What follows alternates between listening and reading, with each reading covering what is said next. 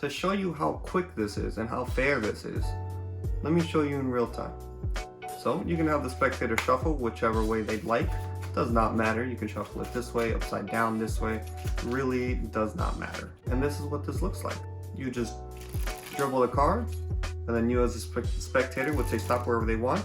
And at this point, I've now seen that you selected the 10 of spades. And that is how quick that works. And the beginner way. And if you think that looked good, wait till you see the more advanced one. So keep watching to learn both methods.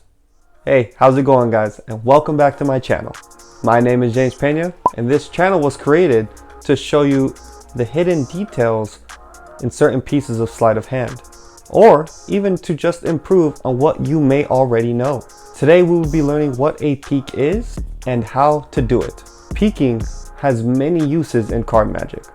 To know what a spectator's card is by the time they have their selection gives you a huge advantage in any of your routines. Not only that, but it opens many doors to mentalism or any other creative ideas that you may want to add to your routine.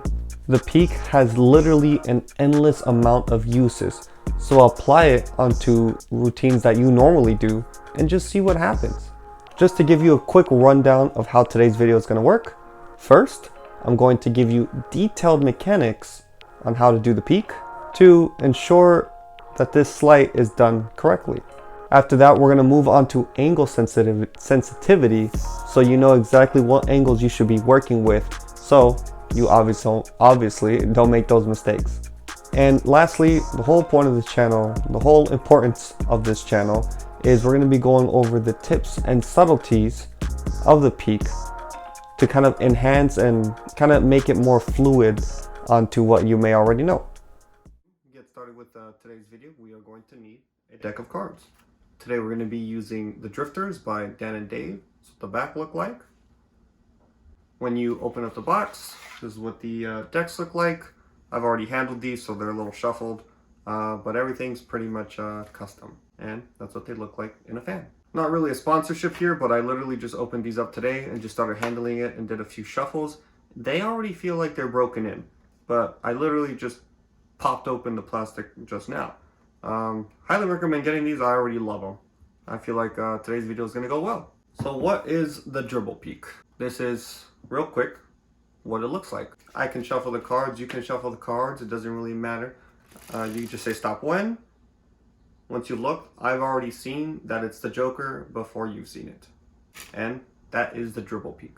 Now I know that seems easy, but please watch the whole video because I've got a lot of subtleties that will help you be way more fluent on how to do this. As said earlier, we are going to go over the mechanics of it. Now I'm going to quickly go over the dribble because I've already made a full video on the dribble, which I will leave somewhere over here on the right hand side. So go ahead and just click that link and go ahead and watch that video first before coming here.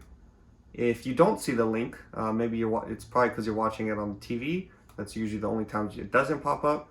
But I will leave the link in the description. So go ahead and look there and you'll see the dribble video. Essentially what the dribble is you're holding the deck like this and you're basically throwing cards one by one. That's the dribble. Now I know that seems easy, but trust me, it is very difficult if you do not know what you are doing. To continue on with the mechanics of this video, we're actually kind of done because all you really need to know is the dribble. To do the peek itself, essentially you are kind of just, as you're dribbling it, you're looking back here very, very quickly. You're just looking back here, and like right here, I already see the Jack of Clubs, and then I would show you the Jack of Clubs. Do it one more time. Just dribble, and then they say stop. Real quick, I already saw the Queen of Clubs, and ta-da, that's it. Again, looks really simple, but just stay till the end of the video. Now for the angles of this. So the angles of this, you would think it's angle proof, but it's not. People on your left hand side, if you are not doing this correctly, will see, right, either your thumb sticking way too far for you to see it, and they'll be like, oh, he's just looking at the card before you show the spectator, and people will catch on. So just know that your left side of this, as you're dribbling, and if you're making it super obvious, then yes, people will catch you out on it. But on the front, it looks pretty fair. On the right, it's pretty fair too. All right, so that covers the mechanics of the dribble and essentially the angles for it. But I really wanted to get into the tips and subtleties portion of the video. So the first thing you want to do when you're doing a dribble peek, and if you're doing this in actual performance, what you want to do is you want to condition the audience by showing them how they're going to select their card. So you can shuffle, you can have them shuffle, it doesn't matter. But then after, you're just like, hey, I'm just going to go like this, and all I want you to do is tell me when to stop. Done. Right? Now, that's the baseline right there. That is how they're envisioning themselves, how they're going to pick that card. Right? And now they're used to those motions. Another little subtlety that I want to add is make sure your arms are out. So when you're conditioning the audience, be like, hey, all I want you to do is just pick a random card. And the reason why you want to have your arms out is because it makes it a little easier for you to see this backside. But you want to have your arms out so when you shuffle or you dribble, you can see that kind of corner a little bit more without doing this motion and making it super obvious. Now, this isn't really a tip or a subtlety. You would think it's common sense, but not to insult anybody's intelligence, you want to peek the card the split second they say stop. The moment you hear that S in stop, look at the card and stop, right? So it should be fast, 4 clubs. Super, super fast. I know you're not seeing it from my point of view, but it's, you want to look at all those corners, and then once they say stop, you should immediately just turn the card, right? So nobody suspects a thing. You have to kind of teach yourself that. Teach yourself not to keep yourself too long before showing it. It should literally just be like, stop. And then you should already know what the card is. Okay, so the bold peek. Bold peek's not really something I could perform to you and to the camera because it's a pretty bold peek, but it's fun to do nonetheless. So with bold peeks, it's kind of just, you've got to kind of do it with the flow. Do it when on an off beat. But real quick, I'm going to show you exactly how to do the bold peek. And I've got quite some tips and subtleties for this as well. You can have them select the card and you can control it to the top via however, right? I prefer either the riffle or maybe a dribble, right? Just to kind of keep it consistent, but you can do it however you want. So let's say you do it through a spread, right? They see the card, 10 of hearts, and you want to control to the top via your favorite card control. Now that it's on top, don't palm it yet, right? Just kind of play with the deck. Just be like, okay, your card's somewhere here, right? Think about your card. You as the magician, as a performer, just kind of think of some pattern, right? But what you want them to look is you doing this little cascade waterfall, right? Just do that, and you'll see why here in a bit. Once you've cascaded it, it's gonna leave it a little bit messy.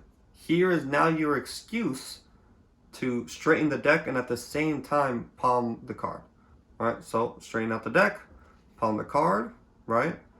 If you don't know how to palm cards, I will also leave a link somewhere here. And if you don't see here, I will leave it in the description. Now when you're palming it, you give them to the spectator, and then now you're just talking. Just use your hands to talk. Obviously, you can see what that is if you're just talking. So now I've seen that it's the 10 of hearts.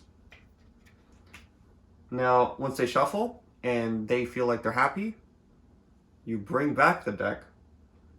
And now there's a reason I wanted you to do the cascade first. So now when you replace it, the best way to replace a palm card, I think, you could do undertow if you're fancy like that.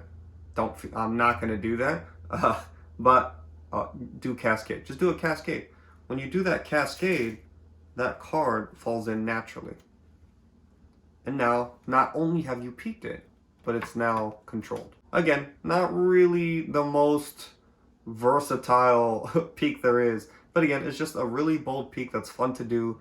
And if you're definitely one of those move monkeys that just do magic because you have that satisfaction of getting away with it, then that's maybe something you might be interested in. Also keep in mind that after you do the dribble peek, you can, depending on whatever routine you may be doing, you can control the card to wherever you like, or you can let the spectator handle it. But depending on you and what your personality is or what the routine may require is totally up to you. Just to kind of, expand your horizons and broaden the spectrum of how you can use the dribble peek. To all my new viewers out there, if this is the type of videos that interest you and you like this type of content, then if you really want to, then go ahead and consider subscribing. To all my returning viewers, if there is something you did not like, then let me know in the comments. Let me know where I messed up, or let me know how I can improve, so I can make your viewing experience on my channel a little bit better. But if you did like today's video, then go ahead and hit the like button to, show your support if you want to.